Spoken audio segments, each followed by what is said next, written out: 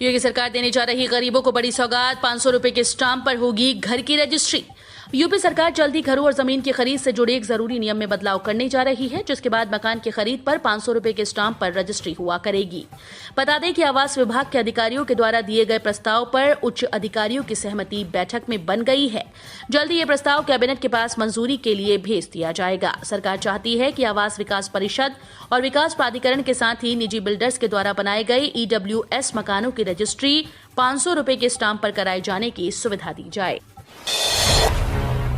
UP सरकार ने जरूरतमंदों को छात्रवृत्ति देने को आसान किए नियम, फर्जी प्रमाण पत्र वाले नहीं कर पाएंगे आवेदन।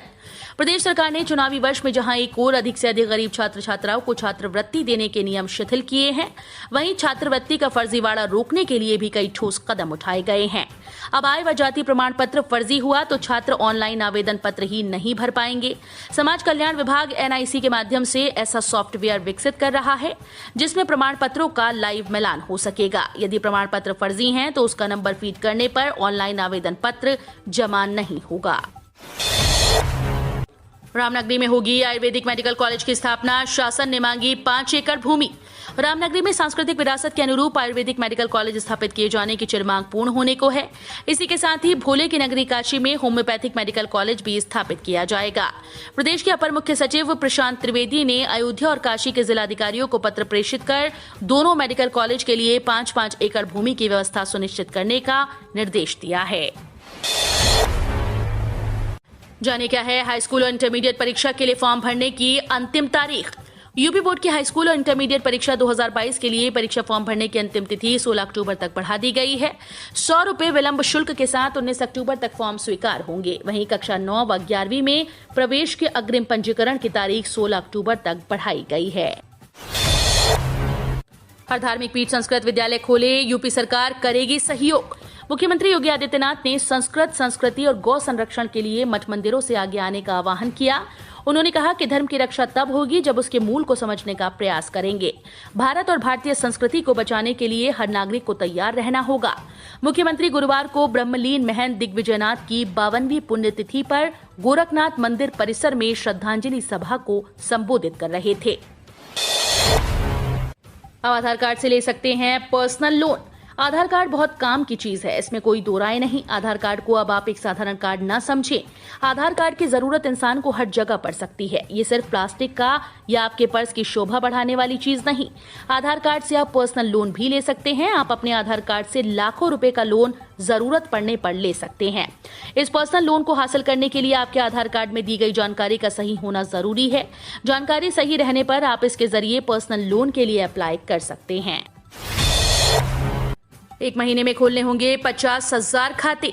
सरकार की महत्वाकांक्षी योजना सुकन्या समृद्धि योजना के खातों को खोलने के लिए विभाग द्वारा झांसी मंडल को 1 महीने में 50,000 खाते खोलने का लक्ष्य तय किया गया है, जिसके चलते विभाग के द्वारा विभाग के हर कर्मचारी का लक्ष्य तय कर दिया गया। मंडल के झांसी, ललितपुर व जालौन जिले में 3 प्रधान डाकघर, 75 उप डाकघर व 534 शाखा डाकघरों में लगभग 80,000 सुकन्या खातों को संचालित किया जा रहा है। सरकार के आदेश के अनुसार झांसी मंडल को 1 माह के भीतर ही 50,000 खातों को खोलने का लक्ष्य तय किया गया। बसपा चली भाजपा की राह, चलाएगी हर बूथ 10 यूथ अभियान, सेक्टर स्तर पर होगी समीक्षा। यूपी विधानसभा चुनाव 2022 के लिए राजनीतिक दल कोई कसर नहीं छोड़ना चाहते। इसी के तहत बहुजन समाज पार्टी अब भाजपा की राह पर चल पड़ी है।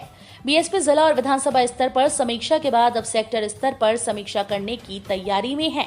इसमें ज्यादा से ज्यादा युवाओं को जोड़ने का लक्ष्य रहेगा। इसी के तहत बसपा हर बूथ 10 यूथ अभियान चलाने जा रही है। यमुना अथॉरिटी विकसित करेगी प्लास्टिक प्रोसेसिंग पार्क, हजारों लोगों को मिलेगा स्थायी रोजगार।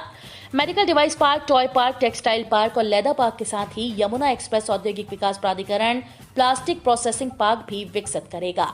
ये पार्क 100 एकड़ में विकसित किया जाएगा। ऐसा ही एक पार्क गोरखपुर में भी 52 एकड़ में स्थापित किए जाने की तैयारी चल रही है। सूबे में स्थापित किए जाने वाले इन प्लास्टिक प्रोसेसिंग पार्क से हजारों लोगों को रोजगार मिलेगा और प्रदेश में प्लास्टिक इंडस्ट्री को बढ़ावा भी मिलेगा। बता दें कि अगले 10 साल में प्लास्टिक की डिमांड कई गुना बढ़ने का संज्ञान लेते हुए ही प्रदेश सरकार प्लास्टिक प्रोसेसिंग पार्क की स्थापना के कवायद में जुटी हुई है। प्रशासन की कार्रवाई के बीच व्यापारियों ने शुरू की तोलमोल में ठगी से बचाने की मुहिम। बीते दिनों से पुलिस और प्रशासन के नकली और अमानक घी तेल बनाने व बेचने वालों के खिलाफ कार्रवाई चल रही है। इस बीच सबसे बड़े थोक किराना बाजार सियागंज के व्यापारियों ने अपनी ओर से ही उपभोक्ताओं को जागरूक करने की मुहिम शुरू कर दी। पैकिंग और विभिन्न ब्रांड से बेचे जा रहे अमानक और कम मात्रा वाले तेल घी को लेकर संदेश प्रसारित किए जा रहे हैं। लीटर में पैक तेल घी की गुणवत्ता परखने के साथ उसका अलग से वजन लेकर जांच करने की हिदायत दी गई है। मुख्तार अंसारी ने फिर जताई हत्या की आशंका, बोले खाने में जहर देकर मार सकती है यूपी सरकार। बांदा जेल में बंद मुख्तार अंसारी ने एक बार फिर से अपनी जान का खतरा जताया। मुख्तार ने एमपी एमएलए विशेष कोर्ट में वर्चुअल पेशी के दौरान अपनी हत्या की आशंका जाहिर की है। उन्होंने कहा कि खाने में जहर देकर भी मारा जा सकता है क्योंकि सरकार नाराज चल रही है। ओवैसी का योगी पर हमला, बोले हाँ हूं मैं गरीब और कमजोर लोगों का अब्बा। यूपी विधानसभा चुनाव जैसे जैसे नजदीक आते जा रहे हैं वैसे वैसे सियासत में गर्मी के साथ जबानी जंग भी तेज हो गई। अब्बाजान और चचाजान के बाद एआईएमआईएम के राष्ट्रीय अध्यक्ष असदुद्दीन ओवैसी ने खुद को अब्बा बताया है। संभल में एक जनसभा को संबोधित करते हुए असदुद्दीन ओवैसी ने मुख्यमंत्री योगी आदित्यनाथ और राकेश टिकैत पर करारा हमला बोला। उन्होंने कहा कोई अब्बाजान बोल रहा है तो कोई मुझे चचाजान बुला रहा है। उन्होंने कहा कि वे अब्बा हैं, वो गरीबों, कमजोरों और सताए हुए लोगों के अब्बा हैं। वो उन महिलाओं के भाई हैं जो मुश्किल में हैं। बारिश को लेकर मौसम विभाग का अलर्ट, यूपी समेत इन राज्यों में हो सकती है भीषण बारिश। देश में कई राज्यों में भीषण बारिश से नदियों का जलस्तर लगातार बढ़ता जा रहा है। बरसात के बाद भी इस बार मानसून बना हुआ है और गुजरात, बंगाल, यूपी समेत अन्य कई राज्यों में बारिश हो रही है। बारिश के कारण कई जगहों पर जलभराव की स्थिति बनी हुई है। वहीं इस बीच भारत मौसम विज्ञान विभाग ने फिर से देश के कई राज्यों में बारिश की चेतावनी जारी की है। बीएसपी मुखिया मायावती का भाजपा पर हमला, बोली बीजेपी की डबल इंजन सरकार जुमलेबाजी नहीं बढ़ी प्रति व्यक्ति आय। बहुजन समाज पार्टी की मुखिया मायावती ने गुरुवार को उत्तर प्रदेश को लेकर भारतीय जनता पार्टी पर बड़ा हमला बोला। मायावती ने उत्तर प्रदेश के सीएम योगी आदित्यनाथ के डबल इंजन वाली सरकार के बयान पर तंज कसा। उत्तर प्रदेश की पूर्व मुख्यमंत्री और बसपा की राष्ट्रीय अध्यक्ष मायावती ने गुरुवार को सिलसिलेवार 2 ट्वीट से भाजपा पर हमला बोला है। मायावती ने कहा कि उत्तर प्रदेश के निवासियों की प्रति व्यक्ति आय सही से नहीं बढ़ने, अर्थात यहां के करोड़ों लोगों के गरीब व पिछड़े बने रहने संबंधी रिजर्व बैंक के ताजा आंकड़े ही भारतीय जनता पार्टी की पोल खोल रहे हैं। गन्ना किसानों के बकाया भुगतान में लापरवाही, योगी सरकार ने कुरकराई चीनी मिल की 50 करोड़ की संपत्ति। उत्तर प्रदेश के बलरामपुर में 2 लाख गन्ना किसान हैं। यहां पर चीनी मिले किसानों का करोड़ों रुपए डकार कर बैठी है।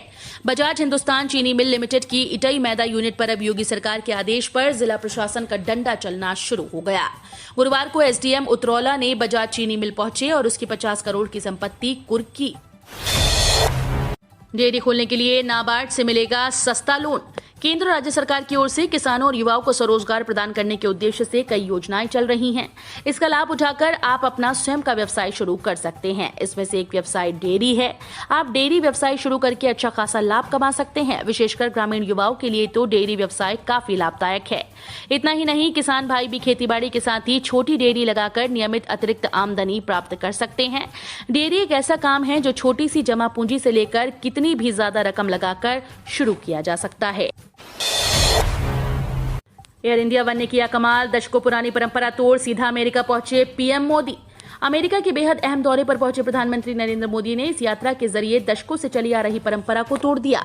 दरअसल पिछले कई वर्षों से अमेरिका जाने वाले प्रधानमंत्री अब तक जर्मनी के फ्रैंकफर्ट शहर में रुकते थे और इसके साथ वहां से फिर अमेरिका के लिए रवाना होते थे। इस बार ऐसा नहीं हुआ और पीएम मोदी बिना रुके ही सीधे न्यूयॉर्क पहुंच गए। करीब 13 घंटे लंबी इस यात्रा को बिना रुके पूरा करने का श्रेय पीएम मोदी के अत्याधुनिक एयर इंडिया वन प्लेन को जाता है, जिसे हाल ही में शामिल किया गया है। अखिलेश यादव के 400 सीट वाले बयान पर राज्य मंत्री एसपी सिंह बघेल ने कसा तंज, कहा भूल गए हैं विधानसभा चुनाव होने हैं, लोकसभा नहीं। बीजेपी की बैठक में शामिल होने के लिए लखनऊ पहुंचे केंद्रीय कानून राज्य मंत्री एसपी सिंह बघेल ने अखिलेश यादव के 400 सीट्स जीतने के बयान पर तंज कसा। एसपी सिंह बघेल का साफ तौर पर कहना है कि शायद अखिलेश यादव भूल गए कि चुनाव उत्तर प्रदेश में विधानसभा के होने हैं, न कि लोकसभा की 542 सीटों पर।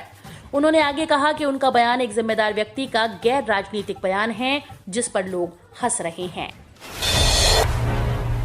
अब जनरल डिब्बों के लिए भी रिजर्वेशन जैसी सुविधा, रेलवे ने लॉन्च की बायोमेट्रिक टोकन मशीन।